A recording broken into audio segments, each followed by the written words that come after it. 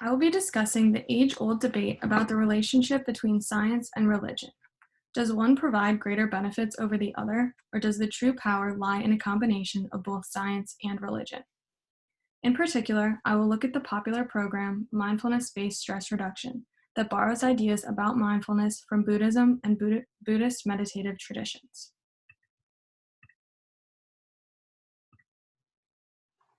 I believe that although the mindfulness-based stress reduction program has proven to be quite successful in relieving physical and psychological pain and stress, this secular approach to mindfulness disregards much appreciation for the traditional Buddhist meditation practices that ultimately gave rise to this program. This disconnect between scientists and Buddhist scholars could harm future meditative research. In my opinion, the blending of science and religion is necessary to see the true advantages of both. So mindfulness-based stress reduction, or MBSR. What is it? MBSR is a mindfulness program that ushers in a new branch of medicine called behavioral medicine. It believes that the way we think and act have a significant impact on physical and mental health. MBSR focuses on how we take care of ourselves, so it's not really a complete replacement for medical treatment. MBSR is about an 8 to 10 week program, and it's also group-based, with 10 to 40 students attending each session. So MBSR uses mindfulness in meditative exercises. For example, instructors of MBSR guide their students to increase their awareness of what is cycling through their mind during each present moment. The mind might be wandering to physical sensations, perceptions, thoughts, or even imagery. This, in turn, should allow people to purposefully pay attention to things they would not ordinarily notice, such as the feeling of their clothing on their skin. MBSR can even be classified as sustained attention. So why do people try MBSR? Mainly because everyone experiences suffering. There are no drugs or therapies that can prevent people from experiencing pain or stress. So MBSR helps people to work to alleviate chronic pain from physical, psychosomatic, and psychiatric disorders through mindfulness meditation. There is evidence to suggest that MBSR can also be used to decrease the stress of daily life or schooling.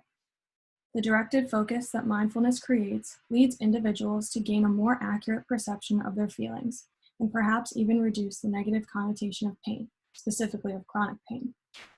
MBSR helps to look at the pain objectively and as just pain. It can even lead to more information about cognition. So this type of program encourages research in the new field of contemplative neuroscience. So does MBSR actually work? We think it does. There have been a multitude of successful MBSR studies with individuals who have chronic pain, cancer, heart disease, depression, and anxiety. One study looked at healthy individuals living in urban areas who had no underlying physical or psychological issues. They concluded that the MBSR program did reduce the stress in everyday life. Another study examined the effects of mindfulness-based stress reduction on college students who experience stress regularly in regard to academic work and university life. It targeted 6 different types of worries that students claim to face daily, and concluded that MBSR was successful in reducing the stress in one or more of the categories. So how does MBSR relate to Buddhist meditative traditions? MBSR was created by Jon Kabat-Zinn. He based it on the mindfulness meditations of Buddhism in Asia. However, in MBSR, mindfulness is practiced without the context of the Buddhist religion.